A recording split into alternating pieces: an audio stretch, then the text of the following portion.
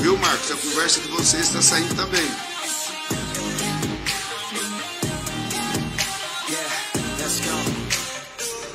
Break down, always feel like I could break now, but I never let it take me to that place now. I won't ever let my thoughts get away now. I got better things to do, picking fate now. I just wanna be the best, call me great now. I don't know if I'm okay or insane now. I remember better days on the playground, hoping I can find my way to even when I'm feeling down. I fight, even when I don't know what is right. I'ma pick a side, and I'ma take pride. I will decide my fate and die. Will never let them tell me who I am. If you try to shake me, I'll be damned. Planet on the ground is where I stand. Never give up, that was always the plan. It's so cold outside, I'm alone, I'm alright. It's so cold outside, I'm alone, I'm alright. It's so cold outside, I'm alone.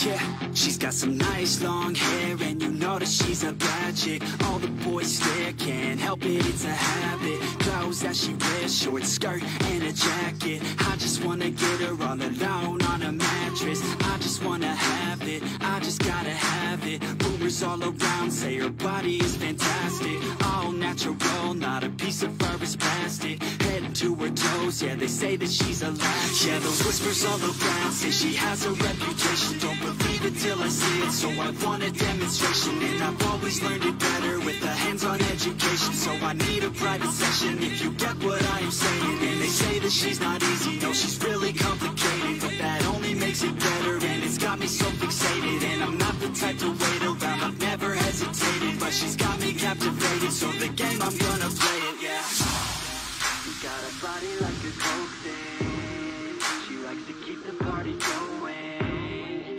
These rumors got me feeling lonely. I want that body, baby, show me.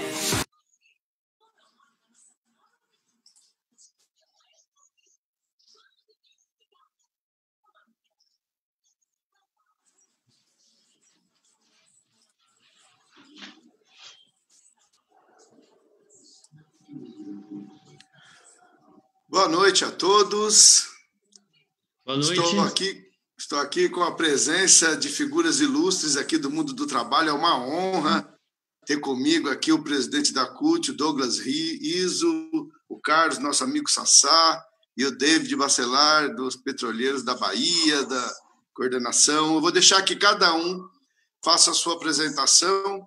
Eu já quero agradecer a presença aí da Pan Lima, da Cidinha, da Neide, do Carlão, já está aí também. Alessandra, o pessoal já está entrando, já temos mais de 10 pessoas acompanhando a live. Meu nome é Marcelo Ribeiro, eu sou aqui de São José dos Campos, sou do ramo de comércio e serviços da CUT São Paulo, junto com a nossa confederação, a Contrax, né? E aqui, agora estou afastado da entidade sindical, porque sou pré-candidato, e trouxe aqui essas figuras, como eu disse, maravilhosas para discutir essa questão de como a gente entende, não é, a política de preços, o preço do gás de cozinha, como que está essa questão das refinarias e agora com a pandemia. Eu acho que, né, eu dispenso, como eu disse, né, a minha apresentação, eu quero que cada um dê o seu boa noite aí, mas já agradeço todos que estão acompanhando a gente aí. Uma boa noite, a nossa live é para ter mais ou menos 1 hora de duração e a gente espera contribuir bastante aí com a nossa classe. Por favor, agora aí, se apresentando, por favor, aí o nosso presidente da CUT São Paulo, Douglas Riso. Então, boa noite aos companheiros aí, o Sassá, o David aí, que assumiu a coordenação geral aí da FUP. Desejo a todos uma boa noite e uma boa live para a gente. Então, eu sou o Douglas Izzo, eu sou atual presidente da CUT, no segundo mandato. Eu sou do ramo da educação, eu sou professor de geografia e professor de sociologia da rede pública estadual de ensino. A minha trajetória no movimento sindical, eu passei pelo ABC, eu sou nascido na cidade de Diadema, eu fui metalúrgico no ABC em Diadema de 85 a 92, participei nesse período aí, fui cipeiro, participei de algumas greves, aliás, todas as greves que ocorreram nesse período, e participei de comissão de fábrica também. Em 92 eu entro na rede pública estadual, depois passo a disputar a eleição e em 2002 passei a ser dirigente da executiva da PUESP até 2012, a partir de 2013 na CUT São Paulo, primeiro como vice-presidente e agora em 2 gestões aí como presidente da CUT São Paulo, e vai ser uma honra, viu, Marcelo, poder ter essa prosa aqui com o David, com o Sassá. Eu acho que vai ser uma noite muito gostosa para a gente discutir as questões aí que estão propostas. Bacana. Agora eu passo para o nosso amigo Carlos Augusto, o Sassá, para ele dar uma boa noite para os nossos espectadores aí. Boa noite, Marcelo. Obrigado pelo convite para fazer esse debate. Um prazer também estar com esse debate com Douglas, presidente da CUT São Paulo, o meu colega e coordenador da FUP, o David, e estamos aí para dar essa contribuição nesse debate importante nesse momento de pandemia. Eu estou há 30 anos na Petrobras, desde o início no movimento sindical, em 98, e aqui na base de São Paulo, Guararema, né? Então, o sindicato que eu pertenço não é aqui do Vale do Paraíba, né? Aqui o sindicato da Revap é um outro sindicato, mas eu milito lá no sindicato lá de São Paulo, que é Unificado de São Paulo. E aí eu pude também ter a oportunidade de me formar em Sociologia, em Ciências Sociais aqui na Univap, então tenho conhecimento nessa área também, assim como o colega aí da PUESP, né, o Douglas, e estamos aí nessa militância do movimento sindical. Já estive na coordenação do Sindicato Unificado e depois eu voltei para a base em 2006 e desde então sou diretor de base no Sindicato Unificado lá na base de Guararema. No momento estou afastado, né? E como pré-candidato aí aqui na cidade de Jacareí, né? Então, quero agradecer também aos internautas, as pessoas que estão nos ouvindo aqui nessa live. Muita gente me conhece lá no movimento sindical como Sassá, e aqui na cidade o pessoal ainda não está acostumado com esse meu apelido, mas estamos aí, Carlos Augusto, Sassá, e aí no movimento sindical você pega o apelido e aí cola e tem que acostumar com a ideia, né? Então, mais tranquilo, né? É um prazer e uma boa noite a todos. Vamos discutir e fazer esse debate importante aí para enriquecer todas as pessoas. Bacana. Antes de eu passar para o nosso amigo David Bacelar, eu quero também complementar minha apresentação. Eu falei que eu sou do ramo de comércio e serviço, eu sou técnico em contabilidade e trabalho no escritório de contabilidade, afastado para mandato sindical, e tive a honra também de estar do lado do Douglas, de 2015 a 2019, no mandato aí da CUT São Paulo, na gestão anterior. Agradecer a presença do pessoal que está entrando, dando boa noite aí, o Luiz, a Débora Machado, o Elis Lino, o José de Alencar, o Alain Morgado, Camilo, Rosimeire, tem bastante gente, que bom entrando, Maria Cleide, lá junto com o Valdinei, a família toda acompanhando. Então, eu já peço a vocês que estão entrando, compartilhem, né, a live, dê a sua curtida aí, mas o mais importante é compartilhar, porque é um assunto muito importante e quanto mais pessoas chegar, melhor.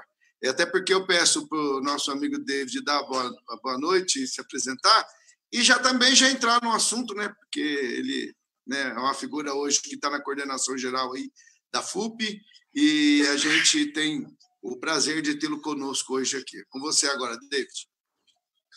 Bem, boa noite, Marcelo. Boa noite, Douglas. O Carlos Augusto, como ele disse, mas carinhosamente chamado de Sassá. Uma boa noite também às companheiras e companheiros que estão nos acompanhando agora nessa live. Desde já, Marcelo Ribeiro, agradecer pelo convite e parabenizar por essa iniciativa. O movimento sindical brasileiro constituiu grandes lideranças dentro do próprio movimento e depois emprestou bons nomes para também nós acessarmos outros espaços, principalmente através da política partidária, tentando fazer as transformações na sociedade devido ao fato do movimento sindical ter as suas limitações. E saber que você, Marcelo, e o Sassá são pré-candidatos a vereadores, você, Marcelo, aí em São José dos Campos, e o Sassá, Carlos Augusto, em Jacareí, é motivo de satisfação e alegria, sim. O movimento sindical tem bons quadros que, nesse processo de renovação e sucessão, esses quadros vão ocupando esses espaços para nós também transformarmos a sociedade brasileira. Parabéns aí pela iniciativa dos sindicatos de vocês e pelas categorias que, com certeza, estão apoiando esse projeto. Como você disse, Marcelo, eu estou hoje na coordenação geral da Federação Única dos Petroleiros e Petroleiras, processo de sucessão muito bem feito a partir do nosso companheiro José Maria Rangel, que também se desincompatibiliza para ser candidato a vereador lá em Campos dos Goitacazes. A perspectiva é de que nós consigamos eleger o companheiro, então ele é pré-candidato a vereador ali na cidade. E teremos agora, já em breve, dia 15 de julho até o dia 19 de julho, nosso Congresso Nacional da FUP, onde estaremos elegendo a nova direção para o próximo triênio. Mas, como você pediu, se apresentando, me apresentando, eu sou David Bacelar, né, como você colocou, natural de Feira de Santana, ali na Bahia.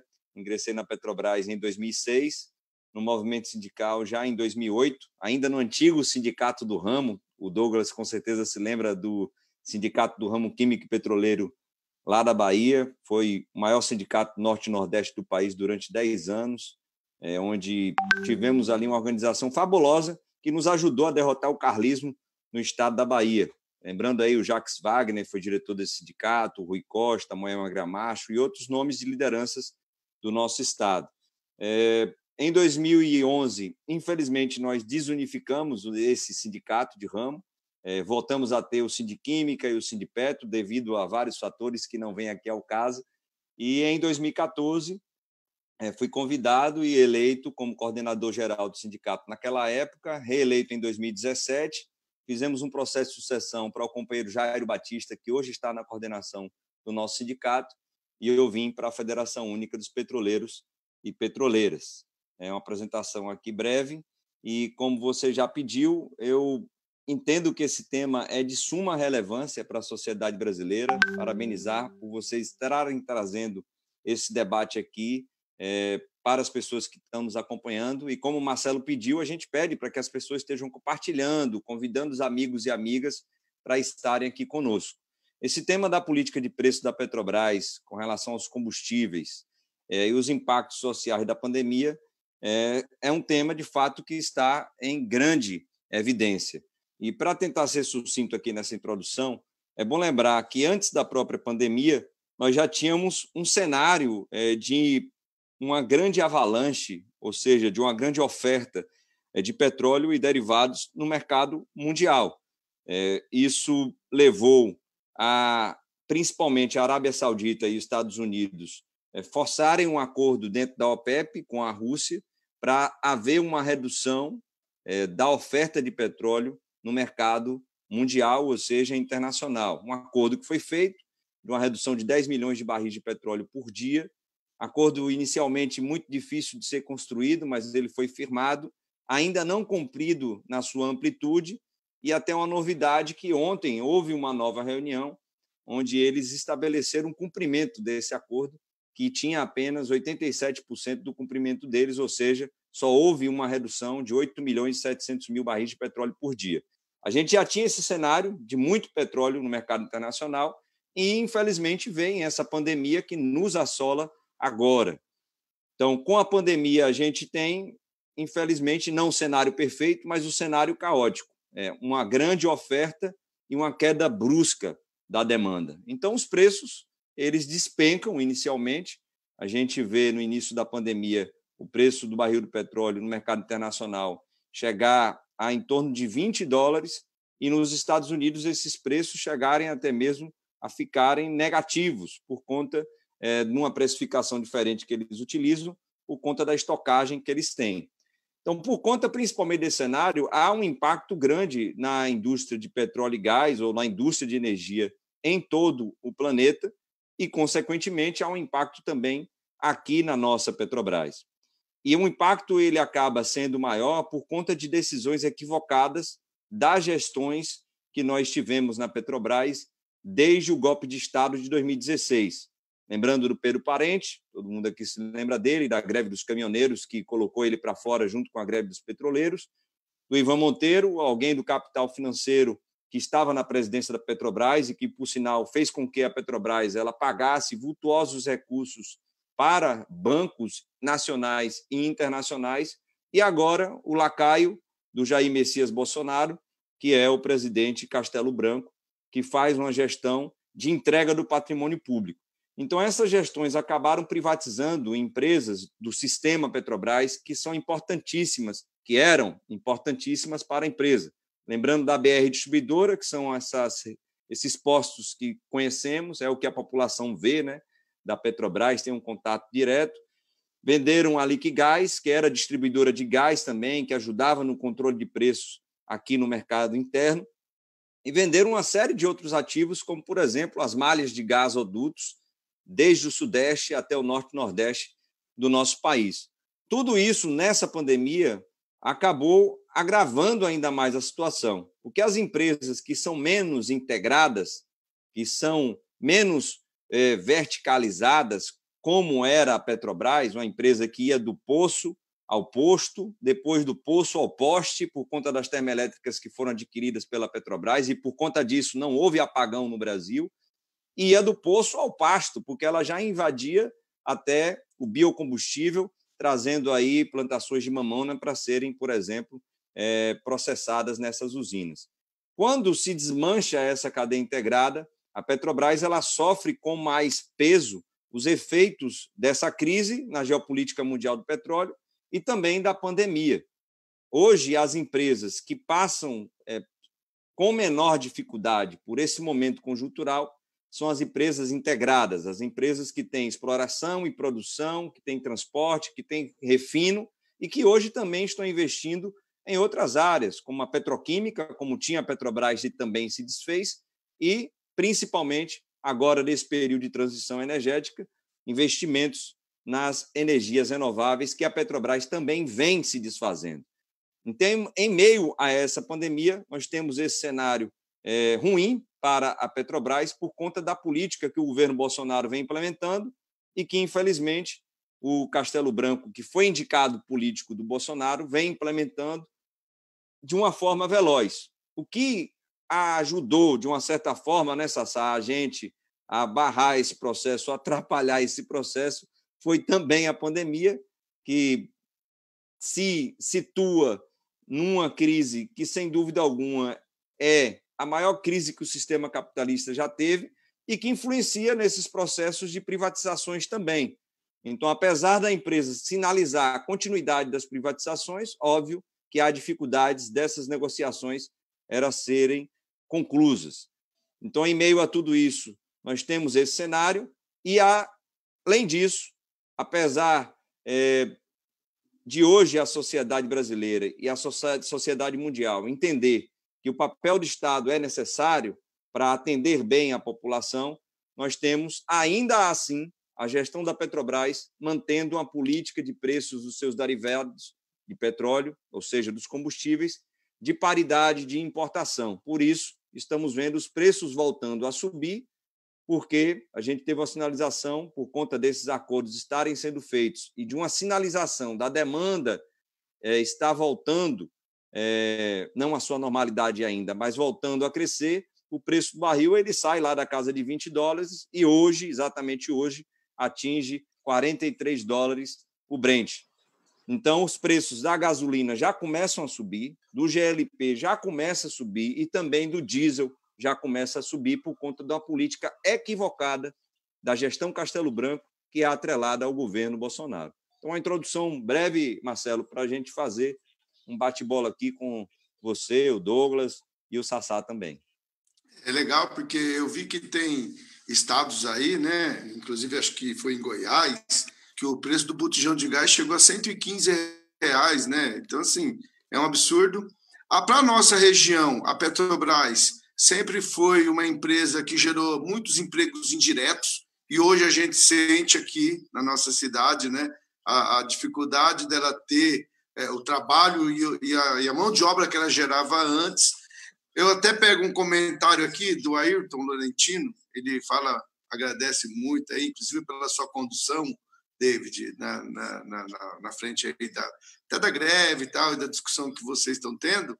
E ele faz um comentário, né, sobre, assim, vivemos um momento muito difícil no Brasil, especialmente na Petrobras, onde tem um presidente entreguista que não tem o menor compromisso com o Brasil e só trabalha pelo bem do mercado. Quer dizer, ele está falando do presidente da Petrobras, né?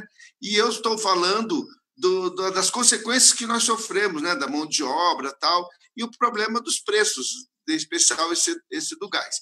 Eu queria que o Douglas fizesse também, né, uma apanhada aí de como está essa situação, que aqui em São Paulo, como ele sente, como ele pode passar para a gente. Então, eu acho que o David ele fez um preâmbulo bacana para a gente iniciar esse debate. E quem está nos assistindo tem que entender o seguinte, que a responsabilidade pelos altos preços aí dos combustíveis, a responsabilidade pelos altos preços aí do botijão de gás, e esses preços têm impacto nos transportes coletivos, esses preços têm impacto na própria inflação, é a mudança da forma de cálculo aí de preços de combustíveis no Brasil, né? O governo Temer, governo golpista do Temer, ele atrelou aí os preços dos combustíveis no Brasil ao mercado internacional justamente para poder atender ao mercado, né? Eles passaram a ter essa política não para atender os interesses do povo brasileiro, mas para atender os interesses do mercado. E essa política ela apontava para uma política de privatização da empresa. Então, eu acho que esse é um quadro que as pessoas elas têm que ter clareza. A responsabilidade é do governo Temer, a responsabilidade é da continuidade dessa política do governo Bolsonaro, né? E durante o governo Temer, teve uma greve dos caminhoneiros em função desse aumento absurdo, né? Então, a política que foi praticada lá no passado, ela foi desmontada e a política que foi introduzida no Brasil é uma política que traz prejuízo para a população brasileira e que remunera, né, os acionistas aí, e que remunera e que atende aos interesses das grandes empresas que trabalham aí na questão do petróleo no Brasil. E aí eu gostaria, é óbvio que o Sassá e o David eles vão entrar mais no aprofundamento do que é a política de preços e o dia a dia da Petrobras. E eu quero trazer aqui para o debate, para quem está nos acompanhando, a questão da importância de uma empresa pública como a Petrobras para o Brasil. A importância de empresas estatais, principalmente, né, de bancos públicos, principalmente para combater, para dar rumo, para que o governo tenha instrumentos aí para combater a própria pandemia. E eu acho que é importante para a gente, para todos nós, termos clareza estrategicamente da Petrobras, né, que sempre é uma empresa estatal, e entender que no mundo, no século XX, até os dias atuais, os grandes conflitos eles ocorreram em função da luta pelos campos de petróleo, né? Foi assim lá na década de 30, com a Segunda Guerra Mundial. Se a gente pegar todos os conflitos que ocorreram no Oriente Médio, o pano de fundo são conflitos que têm como interesse das grandes empresas de petróleo, que eram chamadas aí as 7 irmãs, no controle da produção e o controle de preço do petróleo no mundo, né? Então, se a gente, mais recentemente, o assassinato de Saddam Hussein, a própria Primavera Árabe, foi uma política de derrubar governos naquela região no norte da África e no Oriente Médio, para que as potências implementem aí governos fantoches e tenham o controle do petróleo. E por que eu estou dizendo isso? Eu estou dizendo isso porque aqui no Brasil também o golpe ele se deu a partir do momento em que a presidenta Dilma ela muda a forma de partilha aí do petróleo, né? O Estado ele passou a ter um controle maior. A partir dali, inicia todo um processo de disputa, né? Um processo de disputa na sociedade e que acabou, né, levando a nossa presidenta a ter um impeachment por um crime de responsabilidade que ela não cometeu, e isso hoje já tem, já é público, né? Então, o pano de fundo do golpe foi o interesse o interesse do controle do petróleo e do controle dessa riqueza nossa, é fundamental, inclusive do pré-sal, né? Inclusive do pré-sal.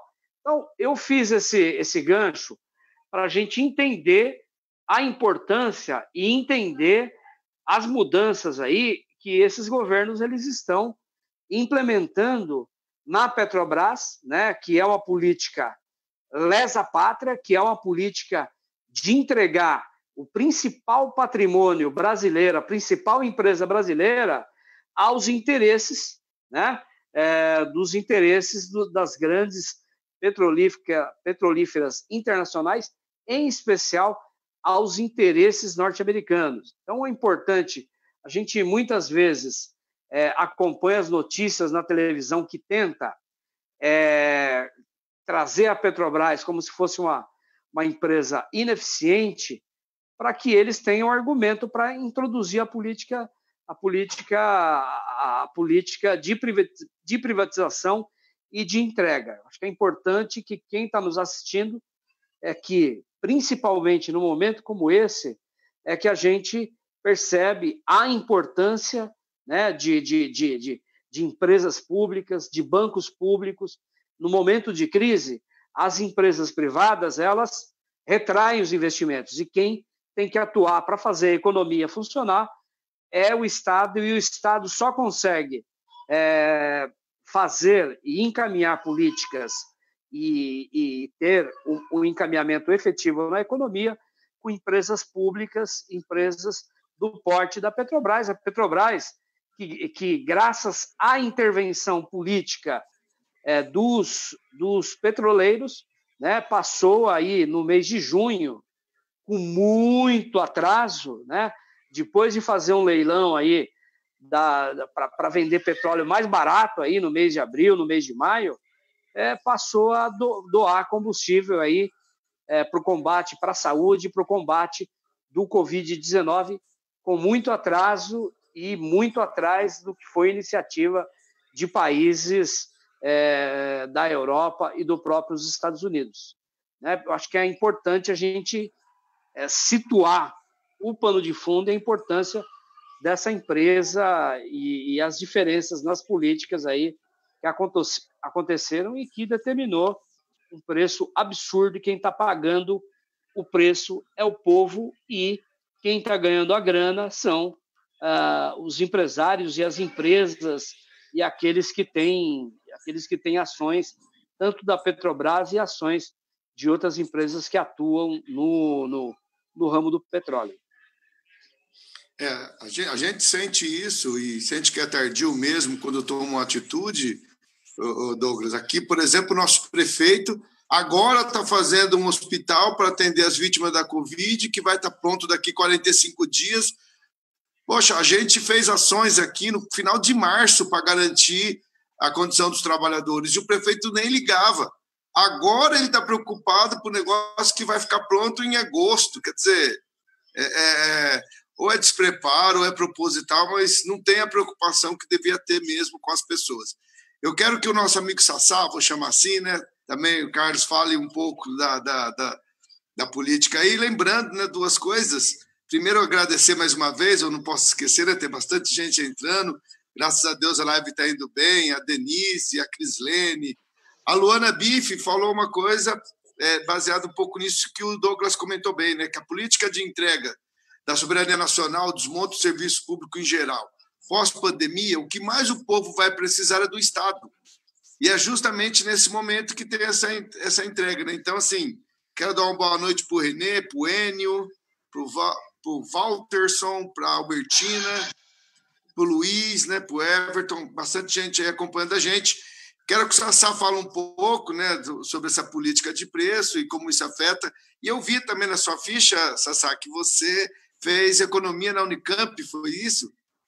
Isso. Eu pude fazer uma pós-graduação em economia do trabalho e que deu também uma visão um pouco maior da questão macroeconômica, né, e da própria microeconomia. Mas a macroeconomia é interessante porque afeta muito tudo isso que o David colocou inicialmente, da questão geopolítica do petróleo, da política de preço internacional. Quer dizer, são todas essas condições que dá para a gente entender a partir dessa possibilidade que eu tive de fazer essa pós-graduação em economia. Então, o que a gente vê é desde o governo Temer, essa política equivocada de atrelar os nossos preços ao mercado internacional, sendo que a gente tem as nossas refinarias aqui, sendo que a gente tem todo o nossos oleodutos aqui para poder distribuir os nossos derivados, o petróleo, e então baratear o custo dos nossos combustíveis internamente. Quem está ganhando hoje com isso? Quem está importando, colocar os atravessadores hoje no mercado de petróleo brasileiro para ganhar dinheiro. Esses atravessadores que importam os produtos dos Estados Unidos e de outros países para vender aqui, ontem mesmo saiu uma notícia no Valor Econômico, se não me engano, do crescimento da importação de óleo diesel. A gente não tem necessidade de importar tanto óleo diesel hoje. Nossas refinarias não estão processando o que elas deveriam processar. Então, é uma contradição enorme. Então, quem está ganhando... Douglas, você está de lado aí, tem que arrumar seu telefone. Desculpa. Pode continuar. Então, quem está ganhando com isso? Os atravessadores, o mercado financeiro, e não o povo que podia estar sendo beneficiado com os preços de combustíveis mais baratos. Porque a gente descobriu o pré-sal, uma grande descoberta, grandes reservas de petróleo.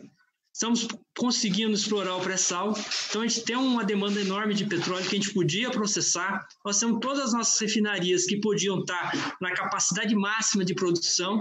E aí, a gente já tem uma oferta maior de combustíveis, de óleo diesel S10, gasolina e tudo mais para poder oferecer para o mercado um preço mais em conta. E nesse momento de pandemia, principalmente, pensa bem uma população que está recebendo R$600 de auxílio, tem que pagar R$100 e poucos, R$115, como ele colocou lá em Goiânia, no botijão de gás. É o médico e o operário que paga R$115 de gás. de cozinha.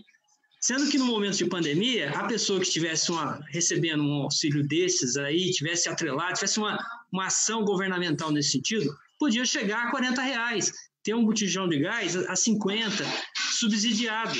Condições tem, mas com essa política atrelada ao mercado internacional, fica difícil da empresa praticar essas condições. Com todas essas privatizações, privatização da Liquigás, quer dizer, uma série de coisas que vem acontecendo desde então do governo Temer e dando continuidade com esse governo Bolsonaro, nós estamos realmente indo contra a maré no sentido de atender às necessidades do povo brasileiro. Está atendendo o mercado financeiro, está atendendo o capital internacional, mas não a necessidade do nosso povo. Porque a gente já tem a quebra do monopólio estatal do petróleo caiu lá em 95. E desde então, as multinacionais poderiam ter construído aqui refinarias, oleodutos e nada. Só que todo esse tempo aí, mais de 25 anos, e elas não fizeram uma refinaria, não construíram um oleoduto, não fizeram nada. E agora esse governo quer entregar o que a gente construiu, entregar as nossas refinarias, entregar nosso patrimônio, nosso pré-sal, nosso petróleo, quer dizer, todo esse patrimônio brasileiro.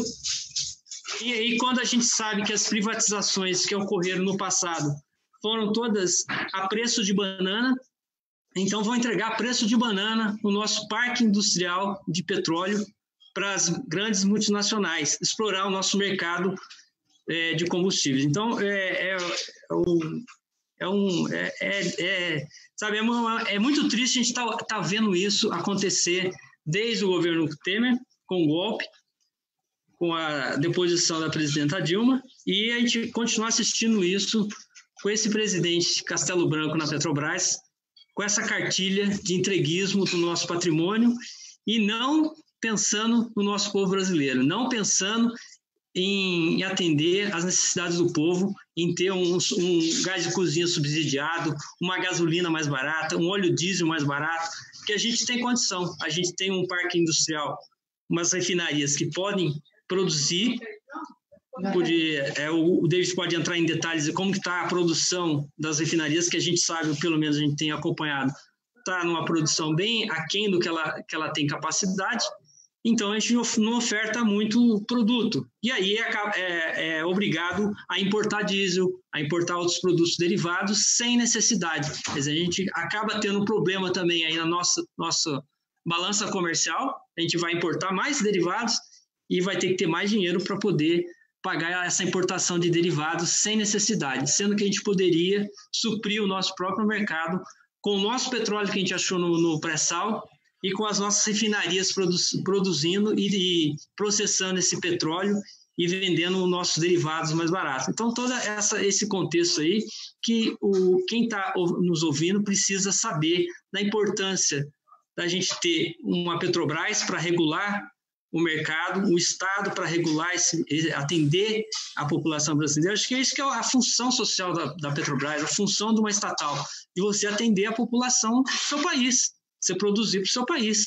E não vai deixar de ter lucro, vai continuar mantendo os lucros. A Petrobras sempre esteve no azul, não teve problema nenhum com toda essa denúncias todas que ocorreram na Lava Jato. A Petrobras não quebrou, sempre trabalhando no azul, dando lucro, os acionistas sempre se beneficiando dos lucros da Petrobras. A Petrobras investiu em várias coisas quando ela teve um excelente crescimento, em navios, em plataformas, quer dizer, foi um investimento muito grande, gerou emprego, gerou renda, a gente cresceu, quer dizer, então os benefícios da gente ter uma empresa nessas condições só beneficia a todos, porque a gente vai ter emprego, a gente vai ter salário, a gente vai ter riqueza, vai ter crescimento econômico, né? E o que a gente não está tendo mais, porque não estão construindo mais as nossas plataformas aqui, mas estão pagando para coreano, estão pagando para chinês, construir as plataformas, construir coisas que a gente precisa aqui. Então, é essa política equivocada desses governos que está penalizando a nossa população e principalmente agora, numa situação que a gente podia estar oferecendo gás de cozinha, uma situação muito mais em conta, mais em condições, e os preços dos nossos derivados também muito mais baratos. É isso que a gente quer levantar aí para as pessoas a importância não só de saber disso tudo, mas defender também a nossa empresa, defender a Petrobras, que é do povo brasileiro, e o petróleo é nosso. Legal. Eu lembrei da questão do curso, porque eu fiz lá curso de extensão no CESIT, em Campinas, sobre economia e sindicalismo, né? Eu falo, tanto de economia quanto para falar do petróleo aí, é bem complexo mesmo, né? Eu sei que vocês conhecem bem. O nosso povo do lado de cá reclama, né? E muita gente falou agora que o preço do combustível só baixou um pouquinho porque, na verdade, não está tendo muito consumo, porque se fosse para depender da política de preço, estaria mais caro, né? E uma pessoa pergunta aqui, David, quem controla o preço do petróleo no Brasil? Então, assim, eu quero só falar para o pessoal, porque não está tendo muito questionamento na live, só que o pessoal está escrevendo muito, né? Tem bastante gente, acho que do ramo de vocês também, Arnaldo Filho, o Chicão, e eles escrevem textos muito interessantes, entendeu? Então, assim, quem depois puder acompanhar a live vai ver que esse pessoal tem uma luta em favor da Petrobras, né? E defende bastante soberania nacional. É legal ver o comentário deles. Mas tem essa pergunta, David, que eu quero deixar para você, inclusive porque eu também li a sua reportagem no 247 e vi que você tem planos curto, médio, longo prazo, né, na coordenação da FUP. Mais uma vez eu digo que é uma honra tê-lo conosco aqui. Mas tem essa pergunta que, como eu disse, o nosso povo é um pouco mais simples, na ideia de tentar entender, sabe, o porquê dos preços caros. Então, a pergunta do Luiz aí é quem controla o preço do petróleo no Brasil? Bem, Marcelo, mandar esse salve aí para os companheiros que estão acompanhando, né, as companheiras. Tem aí o companheiro Arnaldo, que você citou, um técnico de exploração antigo da Petrobras, com 35 anos de casa, tem muita experiência de fato. O Chicão, outro técnico de exploração, aposentado já há algum tempo, a gente chama de seu Chicão, né, em respeito aos mais experientes, já com seus 80 anos de idade, participando aí das novas tecnologias, muito interessante. E a companheira Raíra também, aqui nos acompanhando, também da categoria técnica ambiental da Petrobras. Bem, como o Douglas e o próprio Sassá colocaram, a política de preços é definida, no caso da Petrobras, que detém as refinarias ainda no país, não foram vendidas e vamos lutar para que não sejam, a partir de uma política de governo. Vamos lembrar aqui como eram tratados os preços dos derivados de petróleo nos governos Lula, principalmente. Se a gente pegar aqui uma evolução histórica dos preços, por exemplo, do GLP, de 2003 a 2013, os preços são praticamente congelados do gás de cozinha. E por quê? Porque o governo federal, a União, o povo brasileiro, é o acionista majoritário controlador da Petrobras. Como o Sassá colocou, Carlos Augusto e o Douglas também colocou. Ela tem um papel social a cumprir, principalmente, conforme seu estatuto, de abastecimento do mercado nacional. Então, nesse período, não havia um atrelamento direto dos preços dos derivados de petróleo ao mercado internacional. E olhem que hoje é tão assintoso o que eles praticam, porque é um preço de paridade de importação comparado com o mercado internacional. Então, além de estar relacionado ao barril de petróleo, que varia praticamente diariamente, está atrelado também ao dólar, que tem a sua flutuação, e no caso dessa política criminosa, que a gestão da Petrobras, desde Pedro Parente, do golpista do Temer, que era presidente, ainda tem os custos de importação que são inseridos nesses preços. E como vocês bem colocaram aqui, os companheiros anteriormente, o Brasil hoje, sem necessidade, importa muito diesel, ainda também muita gasolina, e agora, nessa condição anormal da pandemia, muito gás de cozinha, que é o nosso GLP. Então, quem define isso é o acionista controlador da Petrobras. Nesse caso, é o governo federal desde Temer, e esse marco histórico Douglas aqui deu, em outubro de 2016, é mudada a política de preços dos derivados de petróleo da Petrobras. Por quem? Pelo governo federal. Na época, pelo Temer e o Pedro Parente. De lá para cá, a gente viu que o gás de cozinha chegou a preços exorbitantes, como vocês mesmos colocaram. Itu, Goiás, Brasília, Tocantins, áreas que são mais distantes da distribuição e da produção desses derivados, os preços explodiram e continuam altos até hoje. Até porque hoje é pior ainda, porque tem muita importação para aqui. Então, para ficar claro, quem define o preço é quem controla a Petrobras. Nesse caso, é um governo entreguista, neoliberal e que tem compromissos com o capital financeiro. Por isso, aí a gente vê quem mais ganha dinheiro hoje com essa política de preços que foi implementada, como o companheiro Carlos Augusto colocou, o Sassá, são as importadoras. Só para ter ideia, no governo Lula-Dilma, a gente tinha aqui em torno de 40 trades, né, que são as importadoras, que traziam derivados aqui para complementar aquilo que, porventura, a Petrobras não conseguisse atender o mercado. Era atípico isso. As refinarias aqui, nesse período do Lula, elas operaram com 100%, até acima da sua capacidade nominal lá, algumas 108%, que tiveram condições de fazer isso. As refinarias chegaram aqui, a gente está operando com, em média, 58%, refinarias com 50% da sua capacidade em operação. E, junto a isso, a gente tendo importadoras trazendo diesel, trazendo gasolina, trazendo GLP e ganhando muito dinheiro com isso. Por exemplo, Estados Unidos, com refinarias aqui no Caribe inteiro. Refinarias que, por sinal, às vezes estavam até paradas.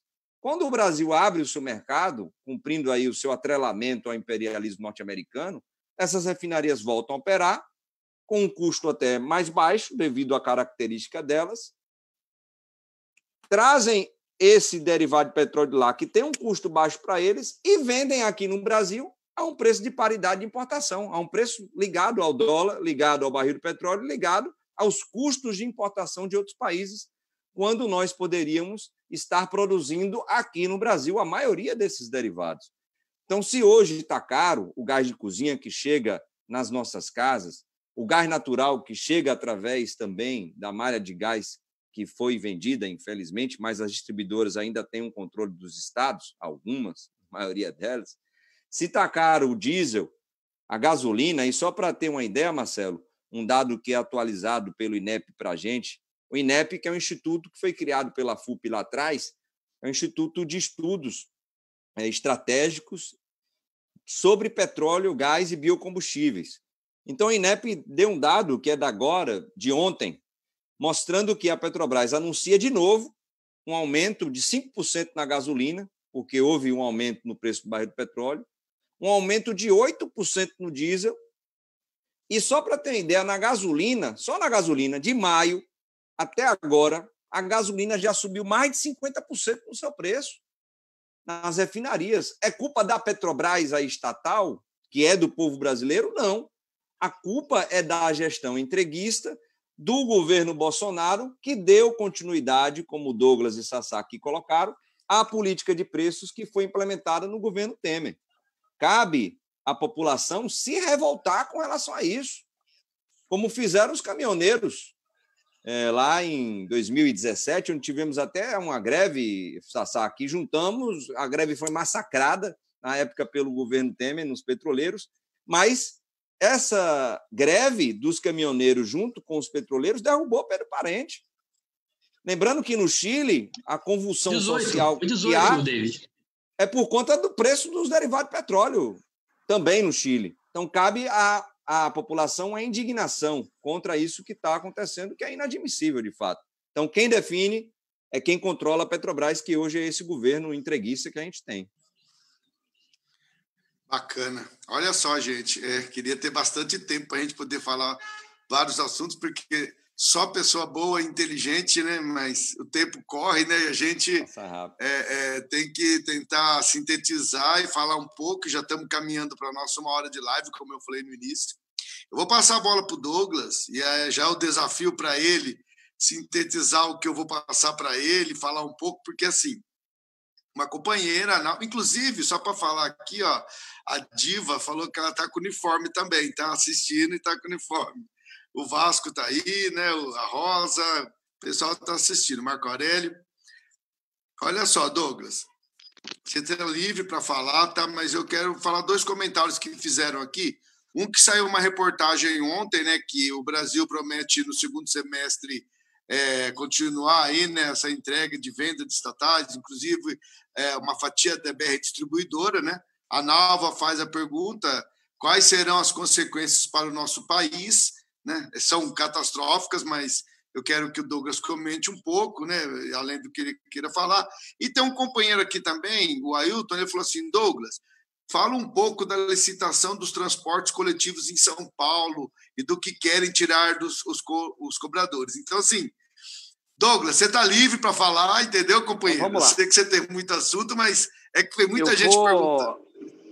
Eu vou pegar um gancho aqui, né, na fala dos companheiros, e pegando um pouco do que eu falei aqui no início.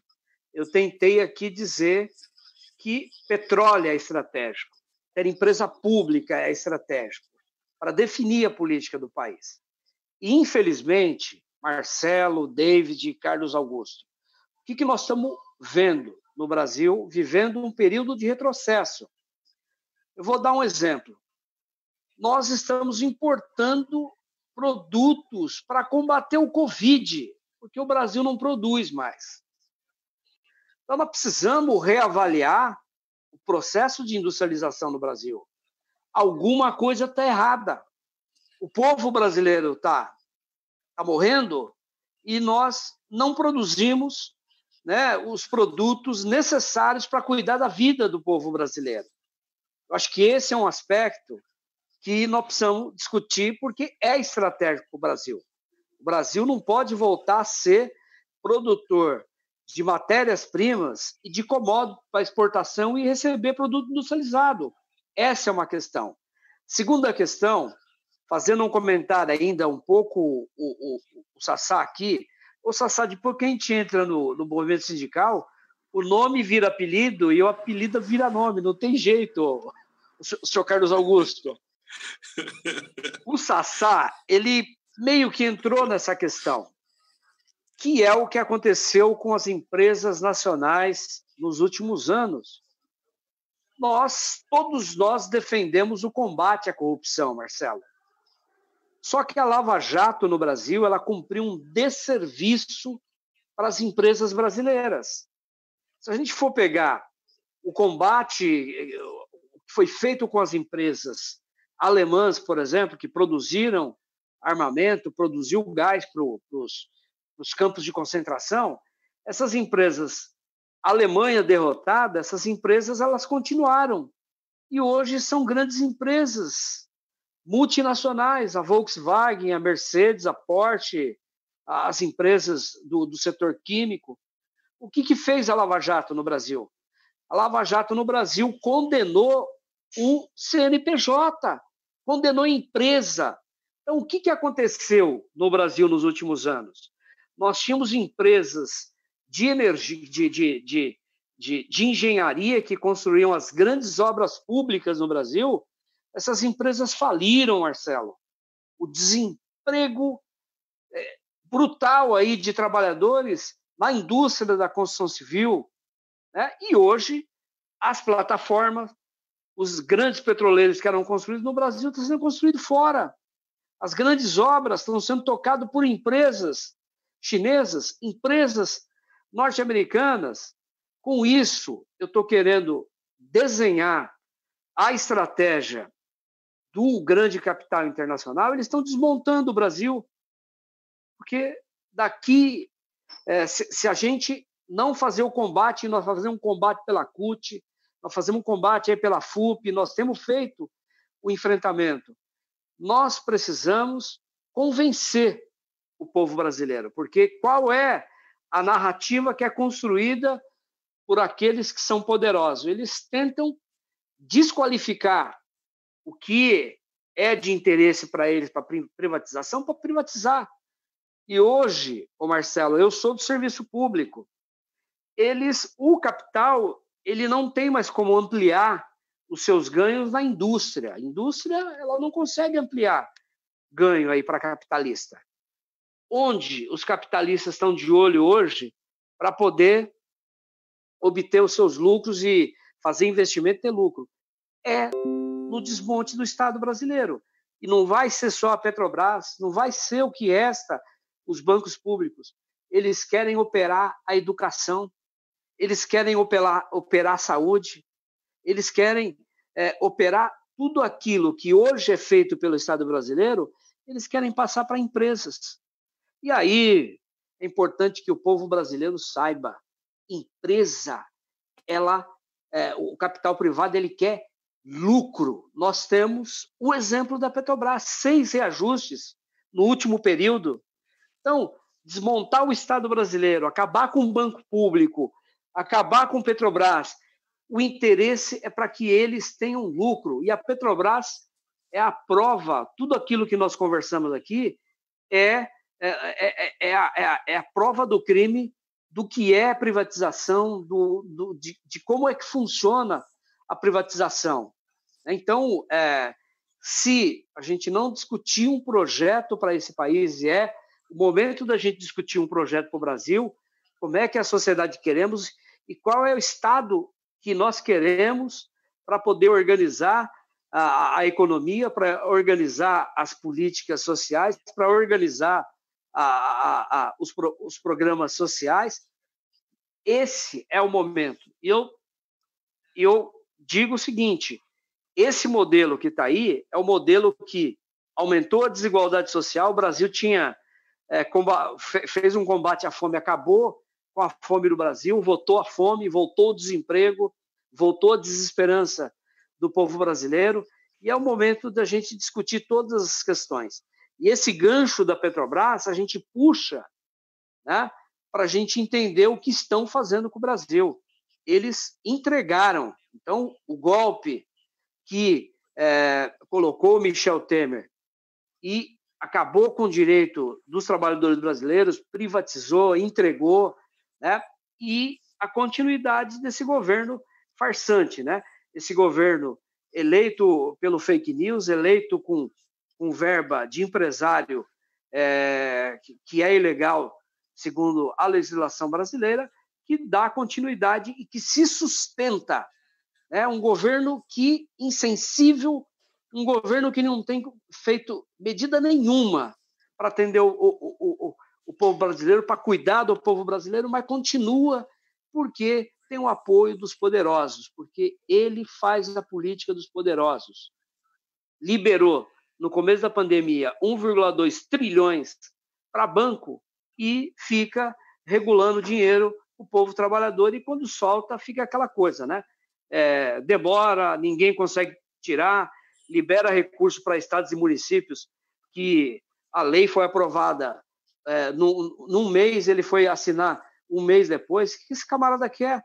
Né? Mas quem que dá sustentação para ele? É a Fiesp, são os banqueiros, são os grandes latifundiários. É importante que quem está nos ouvindo, assistindo essa live, tenha a compreensão, né, da estratégia de hegemonia e de construção do capital que quer lucro. O que é privatização? É lucro.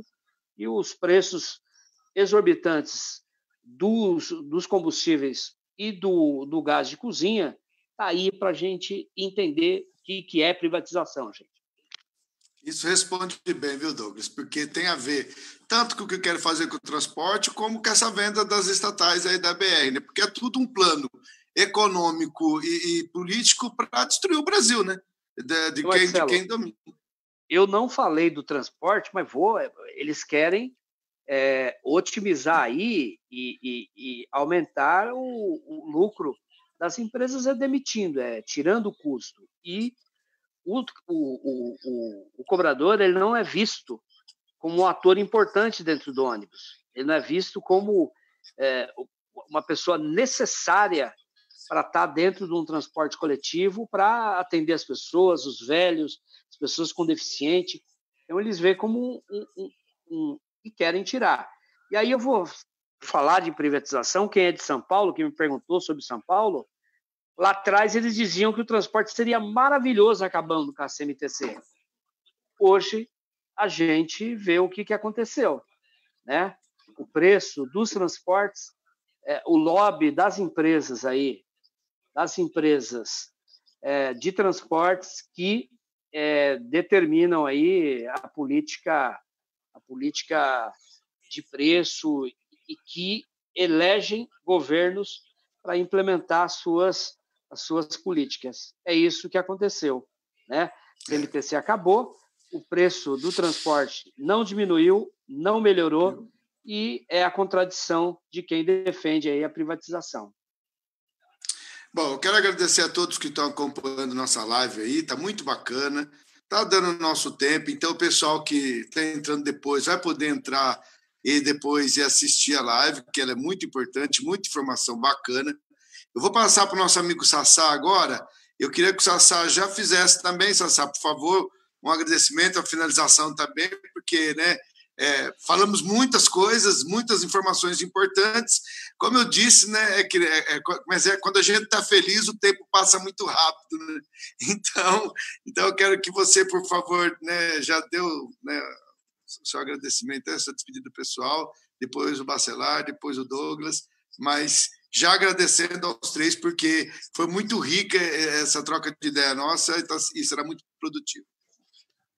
Obrigado. É isso aí, acho que eu quero agradecer a todos por esse debate muito importante, muito rico, muitas informações, mas acho que para despertar os internautas, a todos e a todas, a importância da gente defender uma série de coisas que estão para acontecer. Nós estamos vivendo hoje uma grande evolução tecnológica da indústria 4.0. Acho uma coisa que a gente precisa debater, porque a gente tem que pensar nos empregos. A gente não pode pensar só no lucro. No lucro não precisa de cobrador, não precisa de nada, não vai precisar de caixa de supermercado, porque a tecnologia está aí. Então, a gente precisa fazer um debate de o que a gente precisa pensar para a nossa sociedade, como que a gente vai viver. Com o desemprego que a gente está vivendo hoje aqui, com essa pandemia, olha só que situação que a gente está vivendo. É um caos para todo mundo. A gente precisa de emprego, a gente precisa de renda, a gente precisa sobreviver. Então, são coisas que a gente precisa estar atento, né? Então, acho que o que trouxe essa pandemia é uma grande reflexão da que a gente precisa fazer, principalmente nesse momento da indústria 4.0, né? Então, a gente precisa defender nossos empregos, defender os nossos direitos, defender as condições dos trabalhadores, e vamos ter que defender aí aqui em Jacareí o SAI, o serviço de abastecimento da cidade, a Sabesp em São José dos Campos, que é estatal, mas é do estado de São Paulo, mas precisa defender, porque os tubarões do mercado financeiro vão querer privatizar a água, vão querer privatizar tudo, porque eles querem só lucro, não querem pensar no povo, nas condições, as melhorias de condições do povo brasileiro. Então, acho que é isso que a gente precisa estar atento para a gente se mobilizar, se organizar, assim que a gente puder passar dessa pandemia, ir para a rua,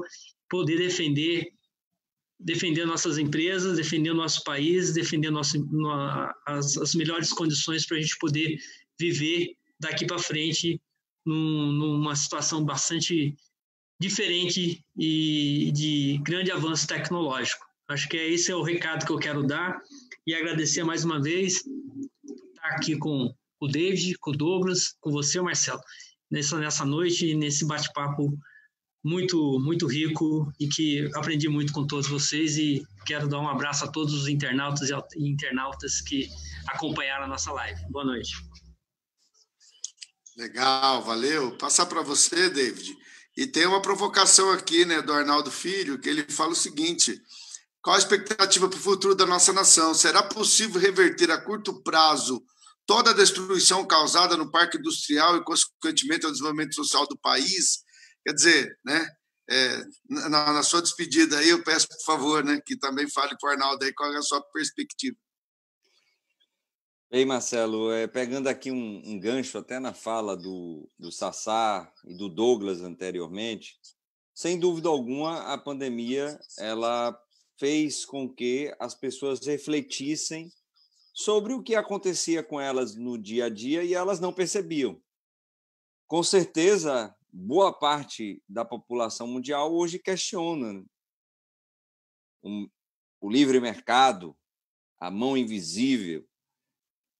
Há um questionamento a respeito disso. Inclusive, até mesmo na Europa, no meio da pandemia, uma série de países sinalizaram um processo de reestatização de uma série de setores, porque na mão da iniciativa privada já era um caos, e no meio da pandemia, que é um caos quadruplicado, ela se mostrou ineficiente e ineficaz.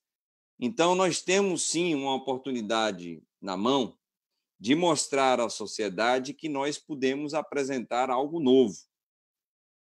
E temos dois caminhos aqui a seguir. Aprofundar o velho ou apresentar o novo. E o que se apresenta para a gente são pelo menos 3 perspectivas dentro disso, né? De um restabelecimento ou aprofundamento do neoliberalismo, é uma opção que está posta e os neoliberais estão caminhando para formatar isso. Segundo, um novo pacto para que nós tenhamos um estado de bem-estar social se estabelecendo em vários países. E terceiro, uma ruptura com o sistema capitalista, apresentando algo novo para a sociedade, que sim, como nós defendemos, é o socialismo. Isso está na mão dos movimentos sociais, está na mão do movimento sindical, para construir isso, como aqui colocou o Douglas antes, para que a sociedade compreenda que não há necessidade de manter o sistema que aí está superexplorando os trabalhadores e trabalhadoras. Óbvio que teremos um caminho a seguir, que acredito que não seja de curto prazo. O Arnaldo faz essa provocação e ela é verdadeira. O que eles fizeram até então foi uma mudança significativa em todo o sistema produtivo brasileiro, e o Douglas, o Sassá, o Marcelo também reforçaram isso, destruíram a indústria nacional. Reconstruir isso não é no estalar de dedos. Então, nesse processo que temos hoje de acumulação de forças, de construção de uma teia social, para que a gente aí pressione as mudanças necessárias, isso vai ser de suma importância. E, para tanto, concluindo de fato, Marcelo, eu entendo que nós, da esquerda, e essa é uma frase do companheiro Zé Genuíno que eu estou repetindo em vários lugares, a esquerda ela não deve, ela não pode ir para o seu isolamento, mas ela também não pode ir para a sua diluição. Então, nesse sentido, eu entendo que estamos no caminho certo. É fortalecer as frentes de esquerda que nós temos, que é a Frente Brasil Popular, a Frente Povo Sem Medo, e, quem sabe, até unificá-las, para nós, a partir dessa frente, construirmos, como aqui foi dito, um programa para o Brasil, a partir da esquerda. Mas isso não anula também a necessidade que temos de construir uma coalizão democrática para destruir esse governo, para enfrentar ele. Porque o que está posto é um neofascismo com força crescendo, o obscurantismo e o autoritarismo. Então, eu acho que as duas coisas não se anulam e é necessário que nós consigamos dialogar a respeito disso. Dessa maneira, aí nós conseguiremos, num longo prazo, restabelecer o que nós tínhamos de desenvolvimentismo no nosso país e, quem sabe, até aprofundar mudanças dentro do sistema que está posto, falido, conforme a sociedade está vislumbrando hoje. Então, agradeço, Marcelo, pelo convite. Carlos Augusto, Sassá, vocês dois, desejar uma boa sorte na pré-campanha e na campanha para vereadores, tanto em Jacareí, do companheiro Sassá, quanto em São José dos Campos, do companheiro Marcelo Ribeiro. E, mais uma vez, saudar aqui o Douglas, presidente da CUT de São Paulo. Tivemos em outras oportunidades em eventos aí juntos. e é um prazer estar aqui com vocês. Agradecer também o Carlão aí, por ter mantido o contato, a dona Davina, que é a diva que você leu aí, Marcelo, sempre acompanhando também, uma senhora muito fofíssima, que sempre está ligada aí nas redes sociais. Um beijo no coração de todo mundo, vamos à luta, porque a luta continua e com certeza nós teremos desafios grandes à frente, conforme aqui nós tivemos clareza a respeito disso. Um forte abraço, muito obrigado mais uma vez pelo convite.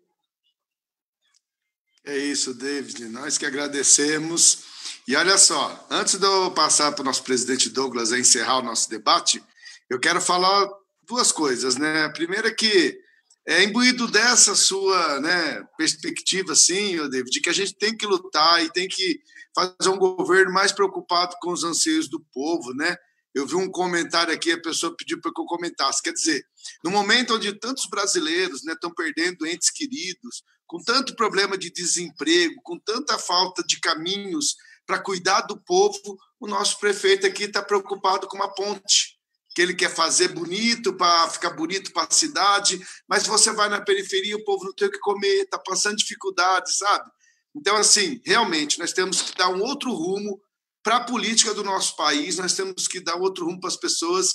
Eu confio muito aqui também no nosso pré-candidato a prefeito, Wagner Balieiro, porque ele tem essa visão de povo, ele está junto com as pessoas, e é esse projeto. Eu acho que é importante a gente estar junto na luta e com conhecimento, né? O que a gente pode provar nesse debate, e isso é importante, porque fica muito esquerda, direita e tal, a gente sabe da importância do socialismo, mas não é só isso.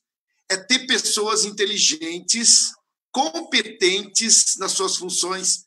Eu sei que você, tanto você quanto o Sassá, estão dentro do trabalho, vocês conhecem o cerne da Petrobras. Então, assim, é legal ter pessoas que sabem o que estão falando porque estão vivendo. Então, é bacana isso, a gente tem condições, sim, de ter um projeto melhor para o nosso país. Temos que confiar nisso, confiar nas pessoas e mudar a política. Ainda que não seja de uma hora para outra, porque a gente queria uma mudança rápida, ainda que ela seja um pouco gradativa, ela tem que acontecer. Passo para o meu presidente aí, o Douglas Izzo, para ele fazer essas finalizações e encerrar a nossa live. Por favor, Douglas. Dessa vez eu vou tentar ser bem sintético. Primeiro, eu acho que nós estamos num momento... Nós vivemos uma ruptura. Nós tivemos uma ruptura com a crise lá de 29, nós tivemos uma outra ruptura com a Segunda Guerra Mundial, nós tivemos um momento de mudança aí com a queda do Muro de Berlim, e esse momento é um momento de ruptura.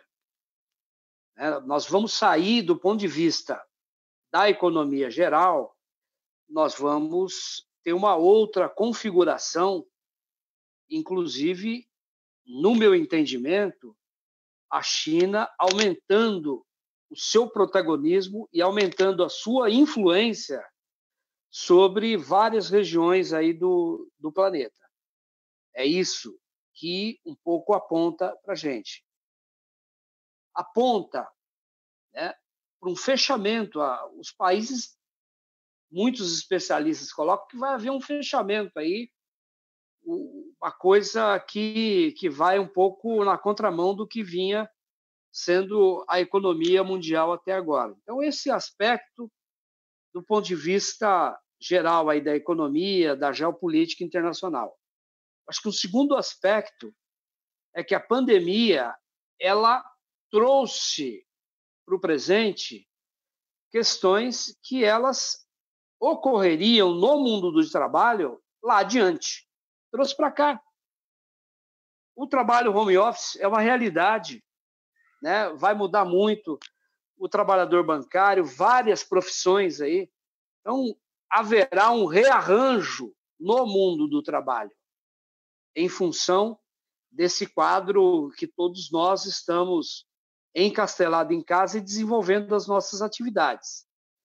Isso aí vai ter impacto na questão do custo das empresas, vai ter um impacto na saúde das pessoas. Eu digo a vocês que eu sinto, né, no meu corpo, na minha mente, que ficar desenvolvendo o trabalho o dia todo, de manhã até a noite, isso aí vai trazendo mudanças aí que são mudanças que não são bacanas para a mente das pessoas. E todas essas mudanças, elas podem criar mais problemas do que nós já temos hoje, e de representação, e que a gente discutiu no Congresso da CUT de São Paulo, que nós não conseguimos dar conta de todo o debate de representação diante de novas profissões, diante de mudança do perfil do trabalhador, diante de toda essa transformação. Então, o mercado de trabalho, ele já tinha uma transformação muito grande, eu acho que deu um passo adiante com essa pandemia. Então, nós temos que nos preparar e entender essas mudanças para que a gente, enquanto central sindical, enquanto sindicato, a gente também consiga inserir e representar esses novos setores, né? Então, essa é uma questão. E sobre a sociedade, eu acho que nós já fizemos um debate, nós precisamos, do ponto de vista do projeto que nós queremos, nós temos clareza qual é o projeto que nós queremos, e nós precisamos fazer o debate.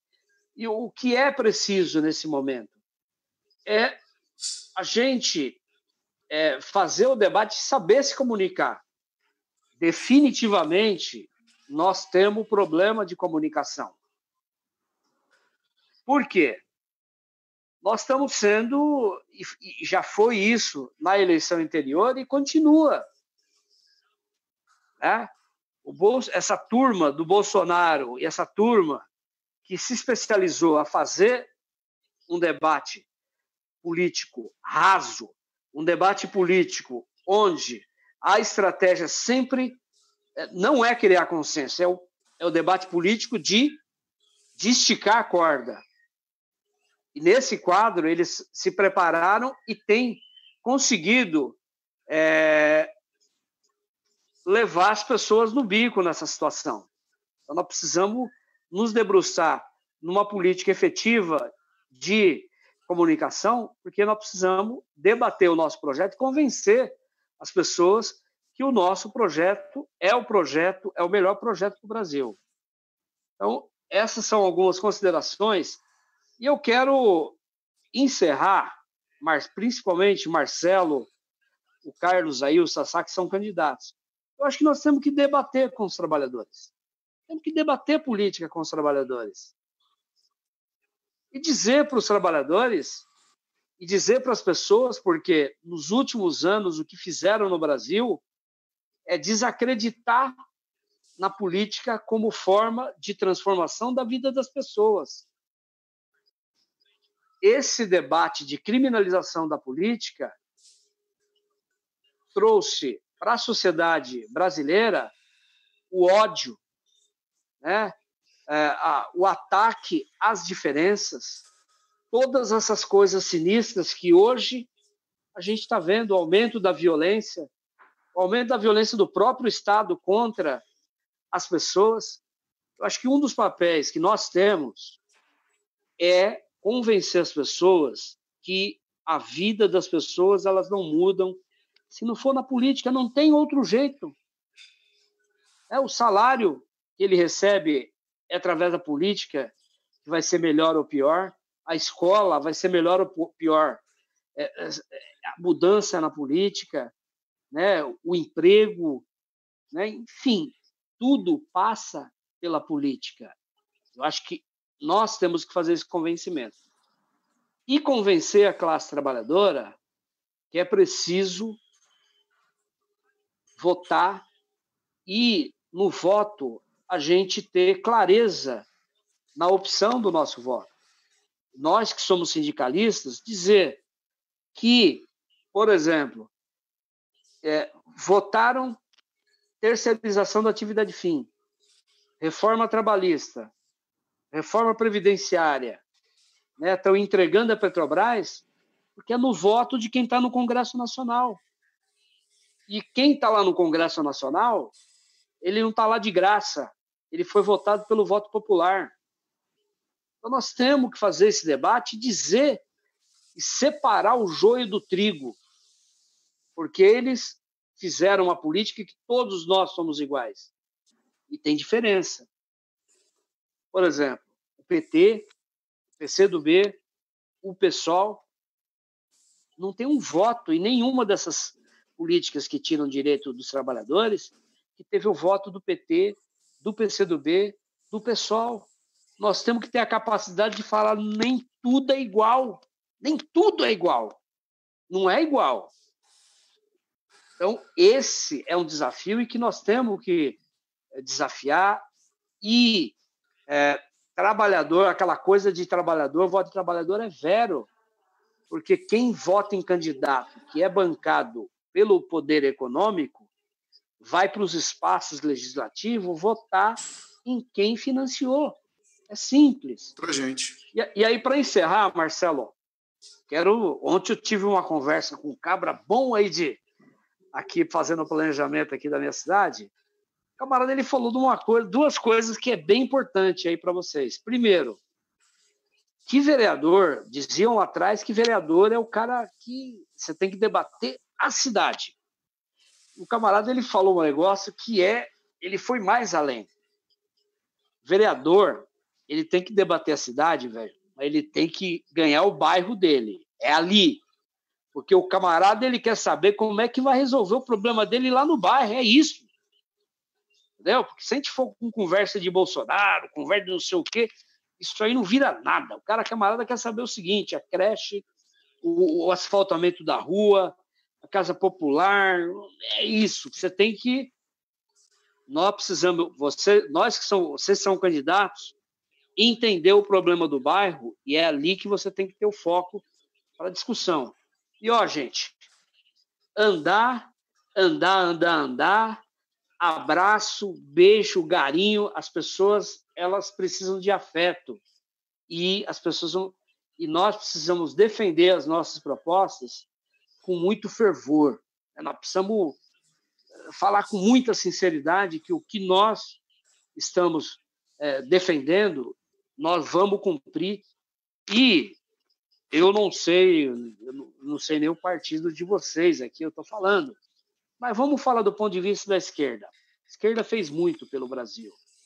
E a gente tem argumento para dizer que nós vamos fazer muito nas cidades aí onde que vocês vão participar da eleição, porque vocês têm como dizer, olha, é um monte, é muita coisa, né? Esse assassino é o PT, com muito orgulho.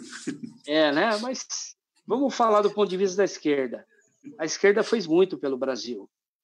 Né? E eu não vou aqui abrir o meu rosário, mas fez muito, e aí vocês têm que usar esse argumento para justificar as propostas que vocês vão fazer, seduzir esse povo, ganhar a eleição e estar lá na Câmara representando os trabalhadores e representando o povo da cidade aí de Jacareí, de São José dos Campos. E, velho, passando essa pandemia aí, monta a agenda aí que eu vou aí e vou ajudar naquilo que eu puder ajudar no debate aí para abrir o olho do trabalhador e mostrar que nós temos proposta, já fizemos e vamos fazer muito mais. Beijo, um abraço para todos. Obrigado, Douglas. Obrigado, Sassá, David. Pode abrir o microfone de vocês aí para despedir do pessoal, que nós vamos encerrar a live. Obrigado a Deus por nos dar essa oportunidade de estar juntos. Valeu, pessoal. Um abraço a todos. Muito boa conversa com vocês. Vocês estão de parabéns. Valeu. Somos fortes. Somos CUT. Isso aí. Valeu. Valeu. Tudo de bom.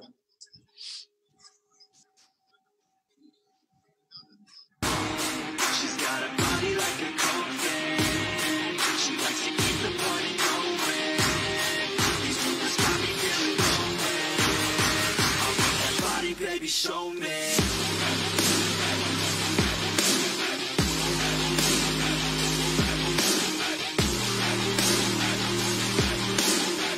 Vamos lá.